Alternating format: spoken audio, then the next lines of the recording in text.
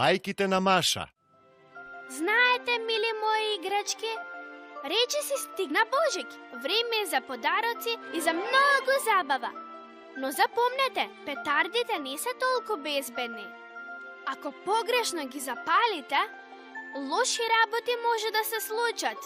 Послушајте ја оваа бајка. Снежка. Си живееле дедо и баба до снежно поле. Децата им се преселиле во градот и ги зеле сите внуци со нив. Доаѓале во посета само во лето. А во зимата на бабата и дедото многу им недостигале вночињата. По цел ден седеле на прозорец и гледале како си играат внучињата на соседите. Но еден ден дедото добил една идеја. Се удрил по челото и рекол: "Слушај, мила жено, имам идеја. Зошто ние да не си направиме една внука од снег?" Бабата многу се израдувала од неговата идеја. Тие излегле и почнале да прават внука од снег. Направиле голема снежна топка, ама се измориле. За среќа им помогнале децата што си играле надвор. И така ставиле раце и нозе на топката и озгоре ја ставиле главата.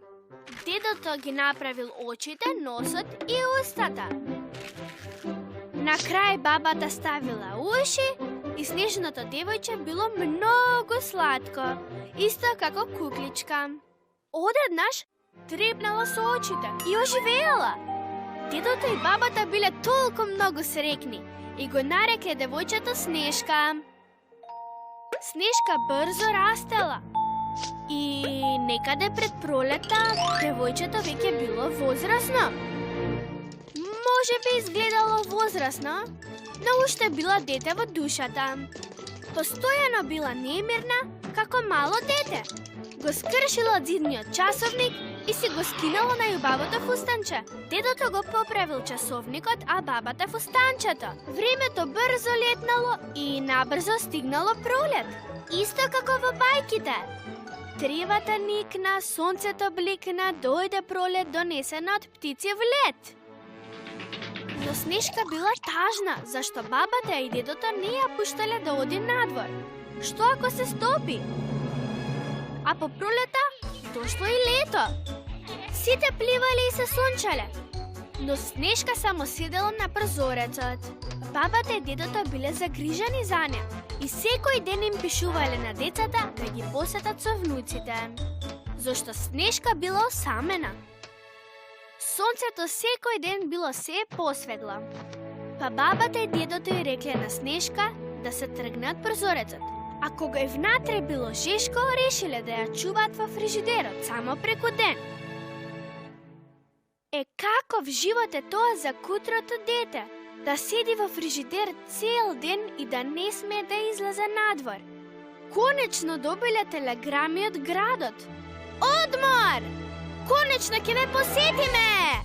Бабата и дедото скокале како да не се повеќе стари и кажале на Снежка: "Треба да издржиш само уште малку.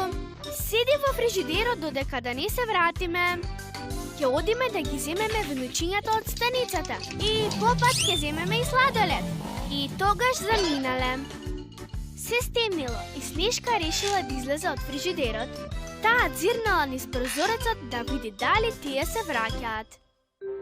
Децата на соседите си играле надвор, танцувале околу огнот и почнале да скокаат преку огнот.